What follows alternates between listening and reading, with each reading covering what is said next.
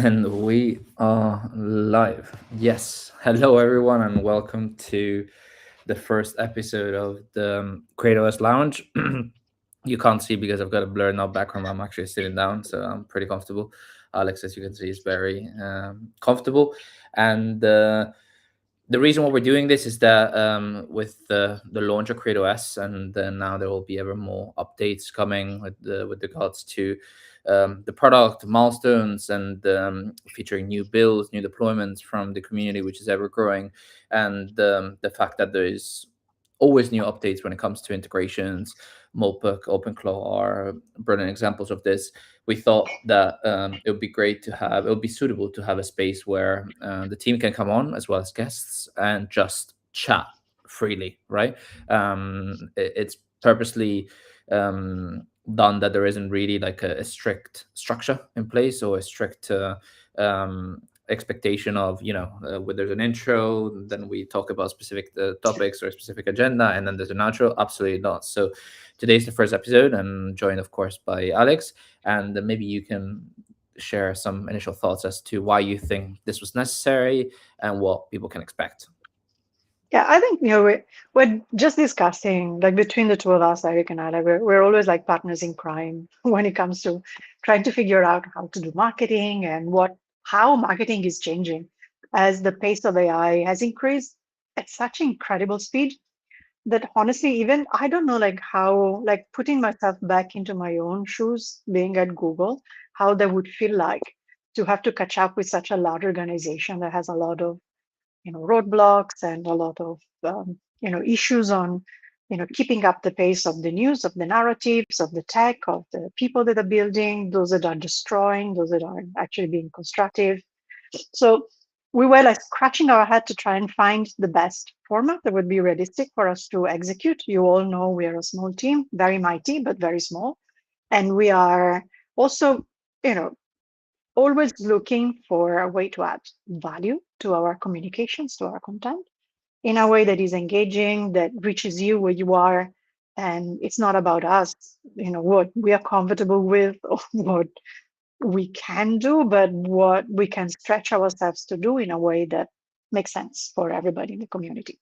So yeah, it's a bit of a bet. I'm not sure, if it's going to work out, but take it as it is, like as an experiment in being live, having a conversation, having a bit of improvised thoughts, a bit of CreateOS here and there. Of course, we're going to sprinkle some magic because that's I think it's really worth it. It's really great, and however much we try to publish, it's never enough. Like it doesn't matter. I don't know, like Eric, how many blogs per week are we pushing now? Quite a few. It's I think over been the last like three insane. weeks it's like four per week or something like that. Even more. And I don't know, guys, if you know on the other side what that actually means for a team of like this is the marketing team at NodeOps, Eric and I. It is just like unveiling the large marketing team at NodeOps. So keeping up Exactly. and it's never enough. I don't know how you feel, Eric, but doesn't matter. Like even if it were like 15 or 20 per week, there is always something more that it's popping up in the community. How? So like we just go live and we say what we have to say and we discuss and we interact. I think that's the best way, in my opinion. What do you think, Eric? Are we crazy? Too crazy? I think you got to be a little bit to do this job and be as passionate about it. But you can only sustain this rhythms. Of course, like it doesn't compare like manual labor and working under the rain for 12 hours. By no means. This is more of a, what can I say, like mental strain and ensuring that you're on and capable of wearing different hats, right? And ensure that you're listening to different stakeholders, who the community will have something to say, your team members will have something else to say, external stakeholders will have something to say. So you got to have the mental capacity to be able to context switch, which is, no pun intended, something that CreateOS aims to sort of nullify in a way, or at least tackle. And I think it's fun. It's from the outside looking in, we were just talking about starting this. That there's often the expectation when you talk to external stakeholders that the team is way bigger than it actually is. Um, watching the output, and both from a product standpoint and content standpoint. And I think that's a good problem to have, let's say. But there's always more that you can do, and we're always reasoning with that mindset. But I think it's also important sometimes to take a step back and appreciate what's being done and achieved, and given the short time span and the resources, as I just mentioned. So, for example, landing number one on product hunt was major, Yeah. and given the, I think it's just the nature of how the team is, that is just always so accustomed to always looking at what's next. And okay, so now that's done, what can we do to, onboard the first X amount of users, or go after this kind of demographic and such and such a way. It's the right mentality to have, which is, I think, the reason why the team was able to do so well so far, with everything from NAS to Deepin to now a fully pledged AI solution end to end. Um, but you gotta sometimes take in the hard work, right? That's gone into achieving a specific milestone, and then put that into perspective to sort of understand, okay, this is the motivation, a good appreciation, a good validation, sorry, I think is the right term, what we're doing next. And I think, I don't know what you think, but the product hunt one was a little bit easier to laser in and focus on because it was 24 hours. So it's And we are incredibly competitive. That's exactly, also safe. Yes. exactly, exactly. And Yes. And we just yeah, want to get to the top of the leaderboard. So of course it was sort of an easier job because CreateOS is a great product, like blowing my own horn, just like just saying it as it is. I think it's an easy sell in that way. The amount of comments and feedback that we got organically from the community is just being overwhelmingly positive. The engineering team is taking everything on board. Actually, if anyone listening in, if you have feedback, ideas, or for whatever reason there are things that are not working out, do reach out. If you have the account, there is like a in chat uh, facility for you to do like a more formal ticketing. So the team is ready to go with the ticketing system. We also have a Discord where you can just come and ask questions. There is also, of course, Twitter. If everything fails, use Twitter. But I would say that in chat, so in product chats, help tools that are there, just use them. Discord probably is the second port of call if I were you. Then we have a very lively Telegram as well. So if you feel like that's a good way for you, if it's comfortable, just hit us up. Our master of customer service is Sagar, is always on. I don't know how he does it. He doesn't sleep, probably. I think that's the only conclusion that we are drawing because he's always ready to answer the questions. But otherwise, the rest of the team, including Eric, including me, always there. And probably you've seen Naman and Pratik, everybody in the team being very hands-on. For the product hunt in particular, I think it was timely, and it was also very much like fun. It was fun. Like, like I don't know, like if that's common, but to me, it's always been the case. When you believe in a product, you just can't wait for that product to get into the hands of people and then see how they feel about it. And you would just go at any lengths to make sure that as many people as possible get to hear it. So that validation. And by the way, that week, I don't know if you guys noticed, but we are in very good company this week because so many great products are launching as well, like Opus 4.6 from Claude launched also on Product Hunt, and Moldbook was also, I think, 2 days before us. So it was like really great to see and see stacked. benchmarks of, yeah. And it's crazy that like one product after the other are breaking the benchmarks over what can be done. And I hope, and I'm pretty sure that probably, not probably, like for sure, CreateOS would be one of those that would really like break barriers in a way that would be not just a little incrementally, but like really exponentially better from a user experience. By the way, guys, if you see this is my friend, I don't know if it's very obvious, but I'm very fidgety. So in case you see me very busy, it's my fidgety. I have double fidget. Um, I don't know, Eric, what do you do? Like, I think Eric is always typing and multitasking. There is always something No. going on. On my end, it's just fidgety I and used to looking fidget at the quite a lot camera. myself, actually.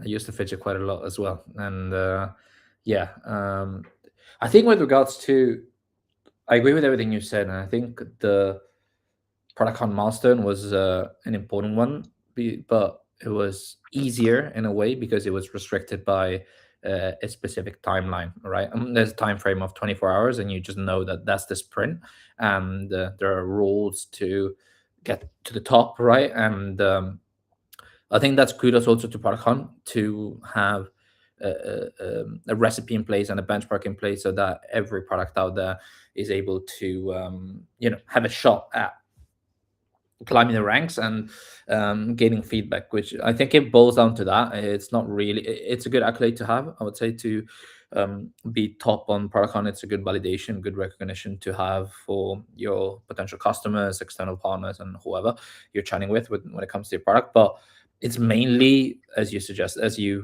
mentioned, the validation that you get from actual builders, right? Like, so these are people who are, because for people who are tuning in who might not know, ProductCon actually rewards and weighs more the comment and upvote coming from actual users who have a history on the platform rather than someone coming in who has, never even seen You or can't been. fake your way to the top. Like, Exactly, exactly, it's like exactly. hard work. Yes. Exactly. It's which is a breath of fresh air amidst all Yeah. the um superficial, manufactured engagement that you see these days with bots. And I think X is better now after the most recent The intervention. big clean. Uh, Yes, for exactly, sure. exactly. But Yeah. even now, like, X algo has changed a little bit, but anyway, that's a way bigger discussion to be had.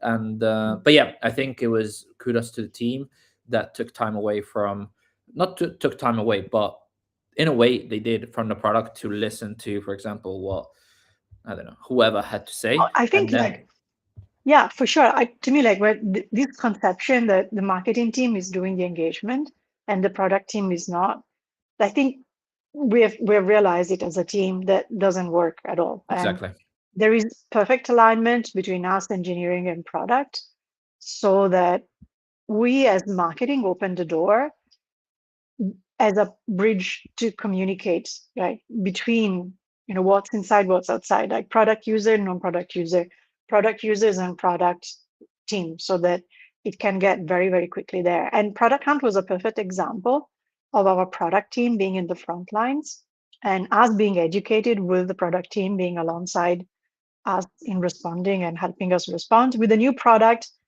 So many things to memorize. I hope you can empathize, of course, if there is, as you also as an audience, as user base, are figuring out what to do with CreateOS, so are we. And the engineering team is developing the product further and is figuring out how to develop the product in a direction that is actually community driven, user driven. So Product Hunt was that massive window. And actually, my call to action for everybody who's listening in, don't also feel that we are going to disappear from Product Hunt. It was a sprint for that specific milestone that we wanted to achieve. And, guys, when, we try to reach a goal, like, and we make a commitment, we really give everything that we have in order to achieve it. And I'm very happy that we did. But post that, Product Hunt will be bread and butter of our way to reaching out to people, being open. So if you feel that you want to visit Product Hunt, just look for CreateOS. You can see there is our page, there are some information slides, there is our product video that will give you a very quick rundown about the flow of CreateOS. And then you will find comments and questions that are always useful for anybody to see. Other people questions, maybe your question now, and maybe it has already been answered. If you scan through, there were really excellent point raised, excellent clarifications that we didn't think were needed, and actually it was insights. It was actually very helpful to have.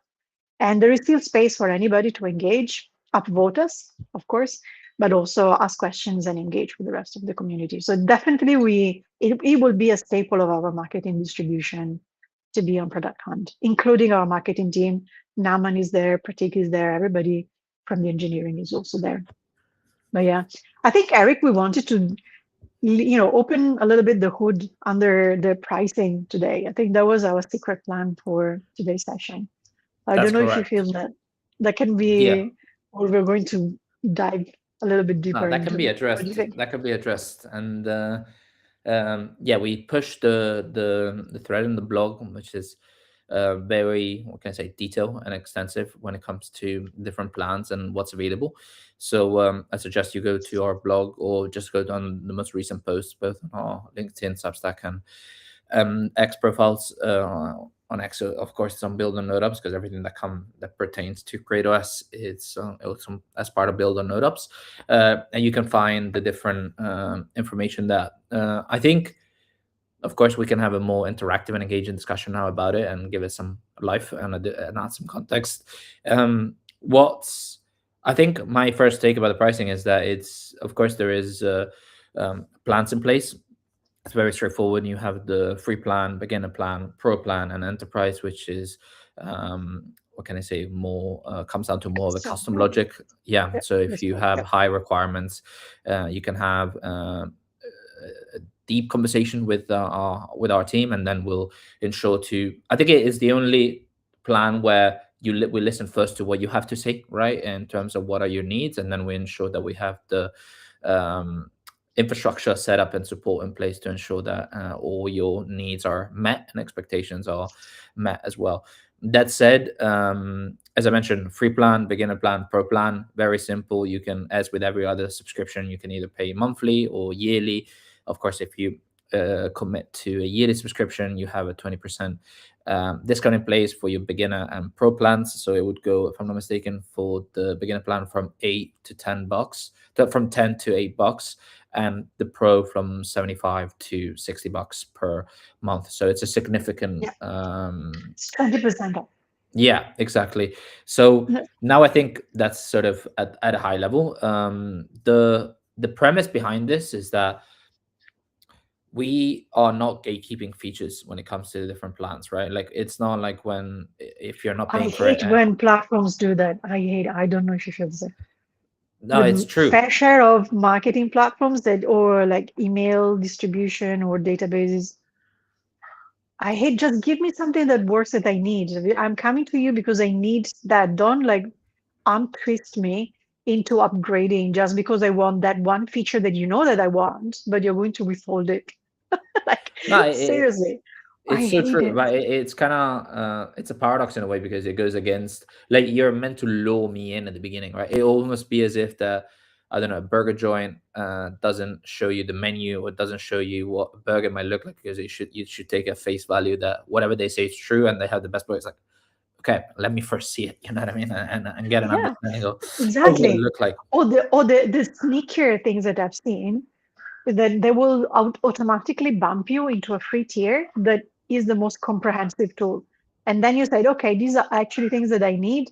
And then the moment that the free plan is They remove it. exhausted, you're like, I said, okay, I cannot use it at all. But I've already given you so much data and effort, Hmm. years in order to learn how your platform works that, again, you're kind of arm twisting me to subscribe, like all these kind of, and I appreciate it as a marketer that actually it's a way, well established way to make money. But But it's I think predatory it's in a just way. like, it's very annoying. Like, it's very, like, the anxiety. I think actually there is one word that I wanted to share with you. I don't think that has been used, or maybe I haven't come across this yet, but I've seen this called token anxiety. And I love it. I think it's like it captures so perfectly where a lot of the new wave that has LLM incorporated into it, it falls into, where people are coming into an LLM product and immediately they feel a sense of scarcity over what they can achieve or they should do because they need to preserve their resources because they know that they are scarce. That in itself is already True. creating a mental block. And if you're looking at a trajectory or like expand this at system level, at societal impact, you're really starting to gatekeep the creativity to those that can afford it. So that is a breaking point for us instead in saying, hey, keep being who you are. Like, don't feel like go and achieve that impossible thing that you didn't think you could achieve, but now with CreateOS you can. It's not that because you cannot afford the 60, $75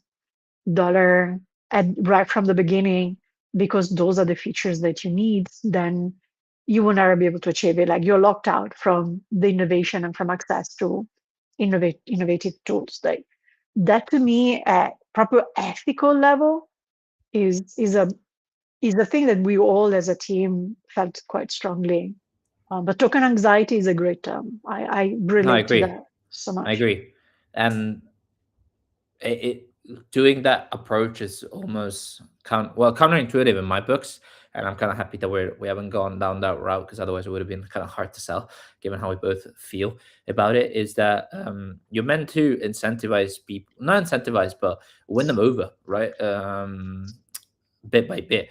And it's normal, I think. For I think we talked about this in the stream that we did, I think it was two ago, with Sheena as well, that we can expect users just in general to be ever more savvy and sophisticated and demanding, just because that's the landscape that we're currently in, right? Like there's ever more AI tools, there's ever more availability and supply of solutions, right? So it's normal that if I come to your platform, I want to see, like, my minimum, the bar is always getting higher, right? So if you want to gatekeep some of your key USPs, someone might just go on to the next platform. So I'm not saying that this was the key premise behind us doing it this way, but the way we look at the pricing and the way it's been set up, the model is that essentially, as your ambition scales and as your needs scale, so do the plan. So you can start with a free tier. There is more than enough at your disposal to see what you're capable of doing, right, on the platform, and what the platform can actually accommodate for. And then, as we hope so, right, as you're more pleased with what the platform can do, then I'm like, okay, just give you an example of a builder who might have um, five side projects that he's paying X amount for on Vercel, Railway, or wherever, right? Just distributed costs when who's looking to catalyze them, and that is CreateOS for you.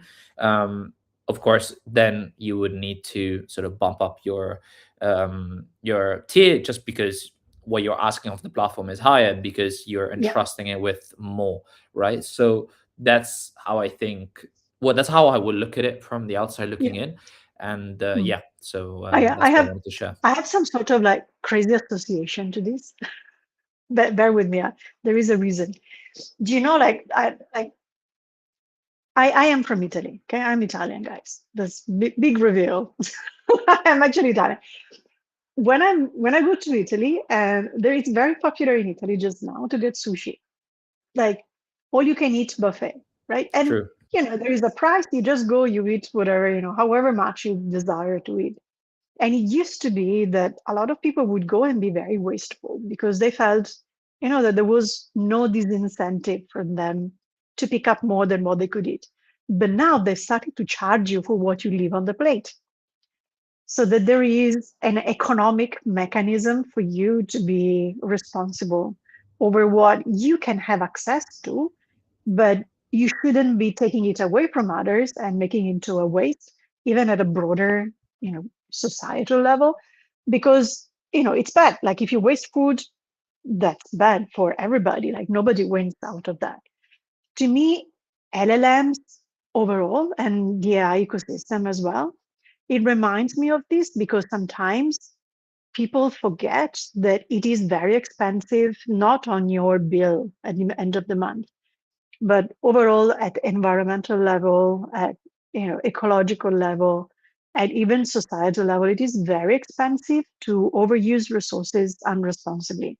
So I think that our pricing plan helps give fair access to everybody in a way that it's gradual and it is proportionate to actual Exactly. usage, which is fair and it is fair for us as a startup team, to be able to make sure that the product runs well and that we are clever about how we are using the resources in the back end to make sure that everybody's got great performance and so on. And then that there is a proportionate but easy incremental scaling capabilities as and when people use it. So it's not like we're saying like don't eat sushi. Eat all the sushi that you want. Just there is no need to waste anything in the process. And it I don't like I remember, Eric, how much conversations we actually had as a team to figure out how to structure, because CreateOS in its own is a new way of packaging tokenized pricing.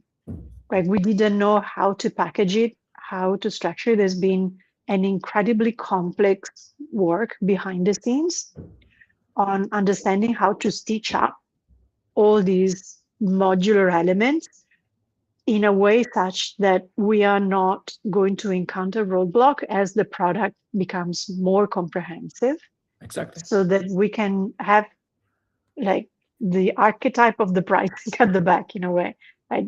That can be replicated. And I'm just going to say the last thing, and then I'm going to pass it back to you to see whether the sushi metaphor was a bit stretched. But to me, when you look back, wearing my marketing hat, my branding hat, when we looked at fractals as a way of understanding the brand, you see that actually is an understanding of how we're looking at the product from the inside out. Because we're looking at units also of consumption, of pricing that can be made into smaller fractions or that can be aggregated modularly in a way that increase growth trajectories very naturally. So, Eric, do you like sushi? Is No, that I do, and it's so true. I mean, I'm Italian, of course. I think everyone knows. It's true that you get almost penalized for essentially over ordering, leaving it on the plate because yeah, that's the one rule with all you can eat is that you have whatever you order, you have to finish, and otherwise don't order. So if you feel full, just from personal experience, I'm telling you, don't over order.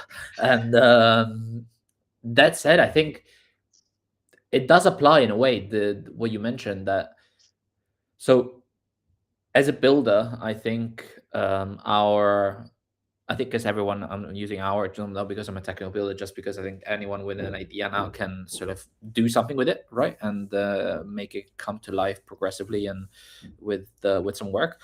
um our attention is spread thin, spread thin, because there is more tools, there is more solutions, there is more options, and it's good in a way, but also as a consumer, it's hard to filter through the noise, right? Because of course, it's not like every single solution on the market will be spot on, because that's just the world, how the world works. So, what I like for CreateOS and the way we've done it is that it's a workspace where essentially a lot of things can be done, but they're not imposed on you, right? So it comes down to what your needs are, and that there is an element of exploration where it's always the user at the driver's seat. So for example, which is fair enough, like you might be skeptic at the beginning and say, okay, so these guys want to embed both building and deploying within the same flow. Let's see if they're capable of it. You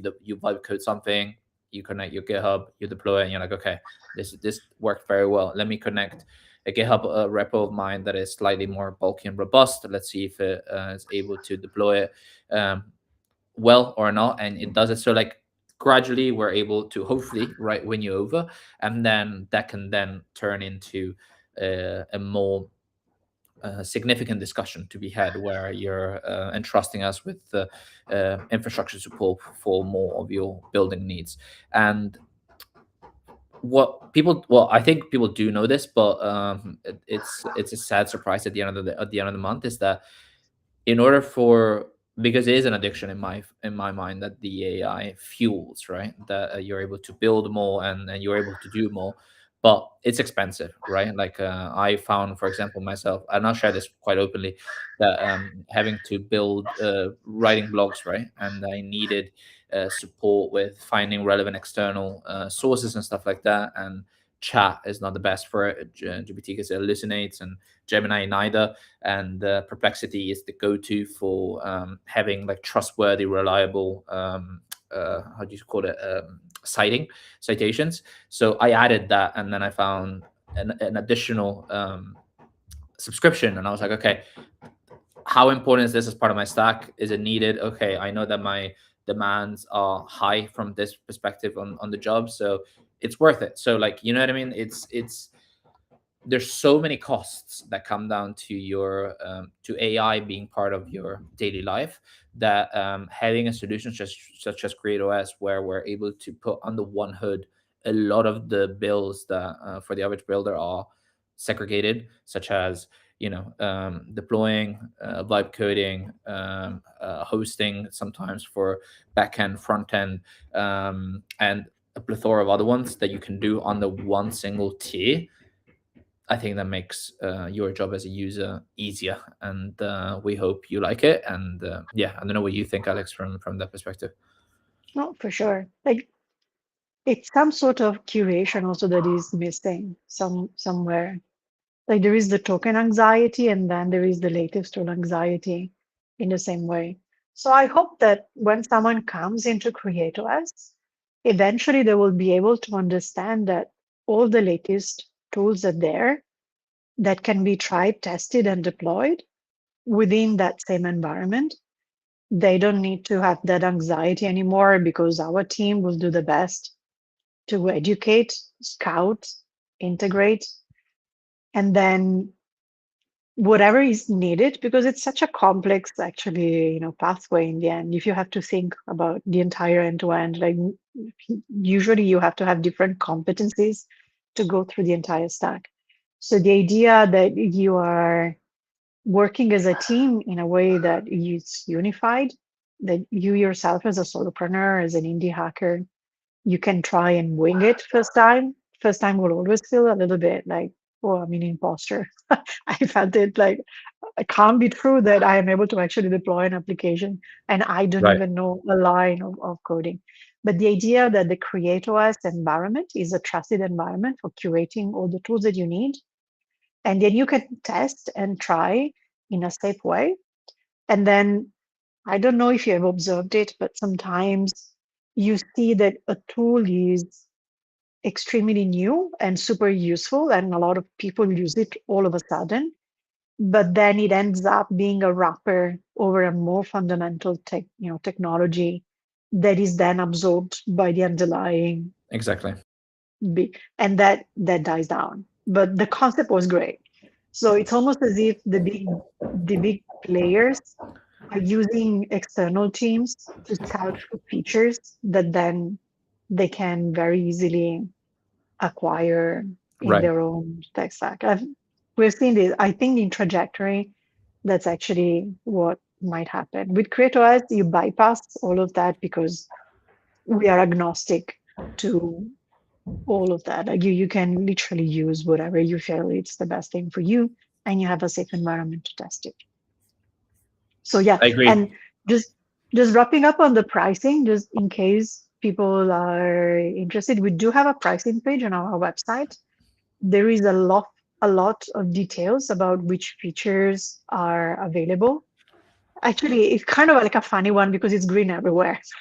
I don't think we thought that through because all the plans, all the plans have all the features at all prices. So, but there may be some volume of both tokens and amount of CPU and RAM that you will be able to, of course, unlock. And I think maybe environment as well. So these are the only differences. Other than that, you're just good to go on all thing. So have a look at that. If you feel that there is anything that's not being addressed on the Let us pricing know. page, let us know. Drop us a note, and our goal is to make it as transparent as possible.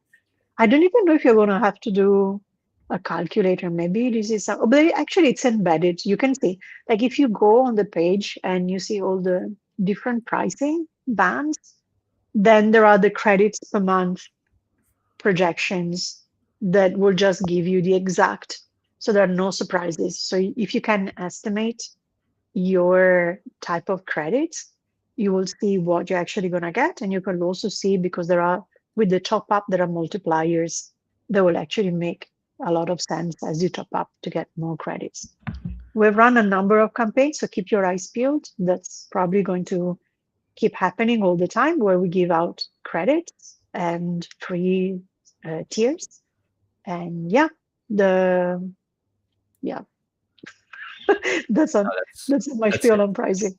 Yeah. That's I mean, it's pricing. So at the end of the day, it's not like you can get absolutely excited and jump on your sofa. I think Uh, as can. you sign up, of course you can. I think it's we've been, I wouldn't say generous, but like very open, right, and Fair. transparent about I think fair it's about fair what price. It's fair. and equitable, yeah, about Yeah. what we do. We, of course, we've done our homework and looked at others and what the way other solutions and competitive services have structured their billing, and we've, you know, we would like to think that we are competitive, let's say, and fair. So all we ask is that you sign up, and then from there, uh, go crazy, unlock your curiosity, see what you're capable of doing on the platform, and you'll see that as you hopefully enjoy more and more your experience on CreateOS, so will your ambition, and as a result, you will see yourself going through the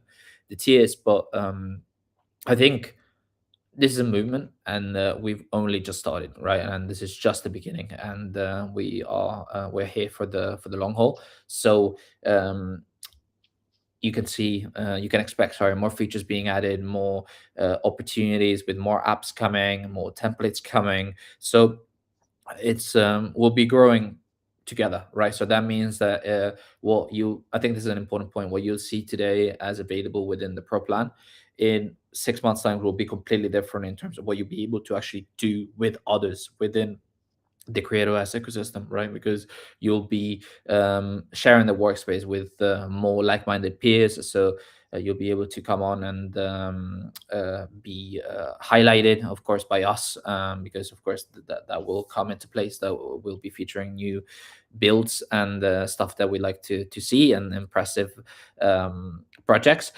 as well as connecting with like-minded individuals. So I think it's a positive sum game, and you can expect, of course, more of these sessions.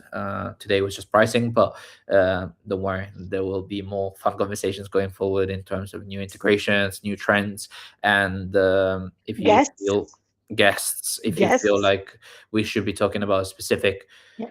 topic that is unmissable, let us know, and we'll make sure to get around to it. On that note, tomorrow, Alex, we have Juliana speaking, and for the next session, and she's our amazing leading DevRel, so she'll be talking more of what's possible with the OpenClaw integration. We did one last week with Murdo and Naman, but you can expect more content on that. And yeah, so just this is an open conversation with art between us and the ether being the community and everyone else. Yeah. So if you want anything to be discussed with us or from the team, and of course you can say, oh, I'd like this integration to be explored with Pratik and someone else, we can also make that happen and have different sort of takes coming from different expertise from team members. Yeah. And How yeah, about, totally improvised? How about among the people that are commenting on our live chat that we give out something like, I don't know, like a raffle out of all the people who have commented something? okay, That we'll figure it out. So we'll figure anybody it who out. has commented, thank you. Thank you for the interest. Thank you for the love. Thank you for all the things that you have commented on. Yeah. But let's give, I don't know, just making it up. Let's see. Maybe we can give out either some merch or some credits or something. We can work something out. Yes. That's Cool. the idea. And guys, thank you very much. You'll be seeing more and more of the team. Of course, it won't always be the same faces. And thank you very much.